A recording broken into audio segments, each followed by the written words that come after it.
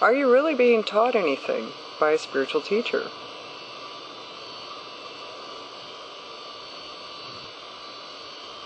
The answer is no, you're not. You're not learning anything. I'm not teaching you anything. All those famous spiritual teachers are not teaching you anything. The books aren't teaching you anything. They're reminding you of truth you already know.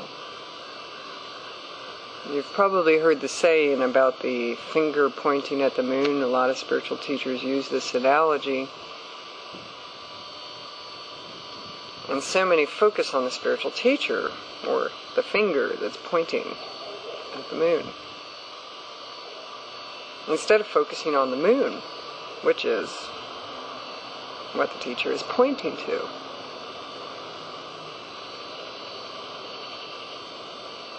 So don't focus on the spiritual teacher so much. There's a tendency in human beings to worship or adore or become a devotee. This is dangerous territory, not only for the student, but also for the teacher, because many spiritual teachers, some are not ready for such energy being directed toward them. And the ego can take that and run with it. And for the student, it's a spiritual trap. Yes, it's true. Many spiritual teachers are very lovable, and it's easy to fall in love with them. But think of them as your fellow beings, your fellow human beings, rather than your teacher or someone who knows something that you don't, because they don't have anything you don't have. Nothing. No spiritual teacher knows anything more than you do. In fact, you don't really need a spiritual teacher. If you're able to quiet your mind long enough to receive the wisdom that comes from within, you wouldn't need a spiritual teacher at all. And you would get all the same information that a spiritual teacher could give you, because it's truth that's already within you. It's not something that's outside of you. You already are the master. If you're the whole self, the ocean, not just the drop, then you already have all the information. All you have to do is become quiet and listen to what comes from within, because the teacher is within you.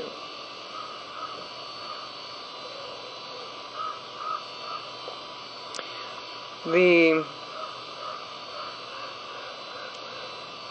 reality of it is that life is the guru. Life is your teacher. And you are responsible for setting up your life in certain ways. And so you are the teacher, really. You're your own teacher. You're the best teacher.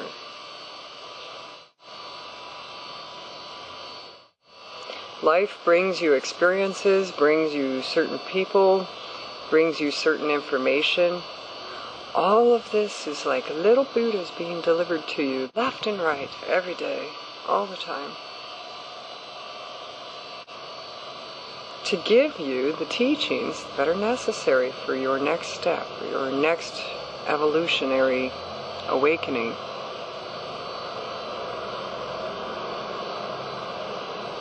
So don't look outside of yourself for the teacher. The teacher is all around you. It's your life.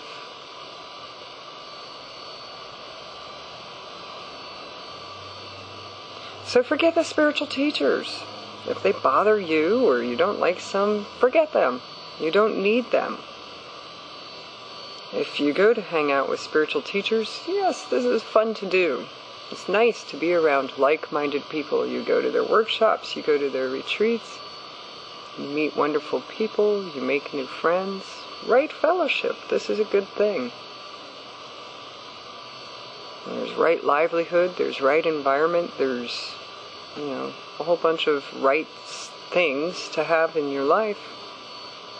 Right fellowship is one of them for a healthy life.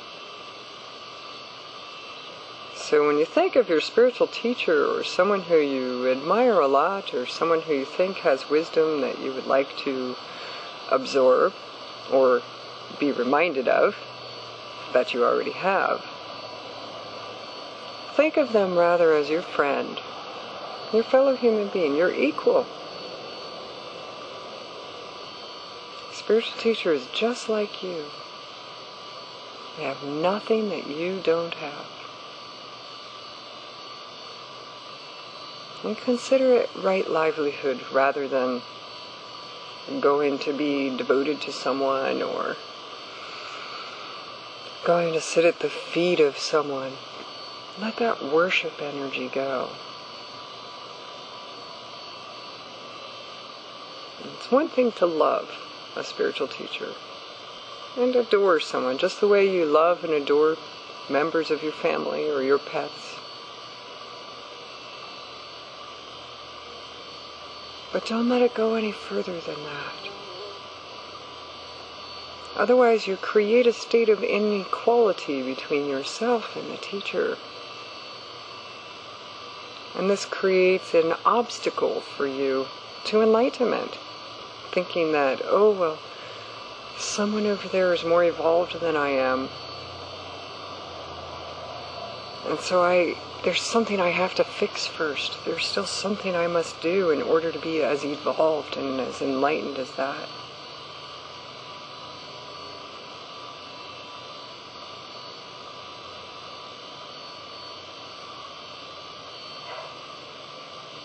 That's an illusion.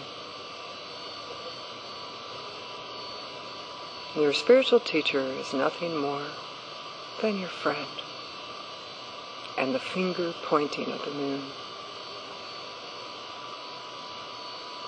which is an analogy that so many use.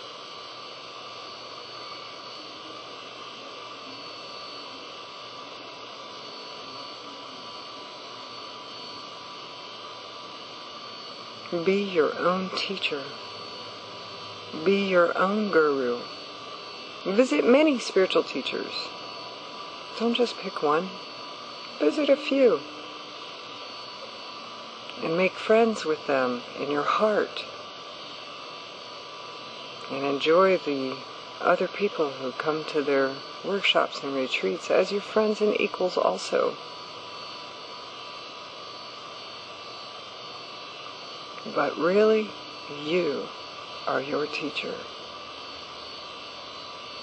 Yes, you are your Goeru.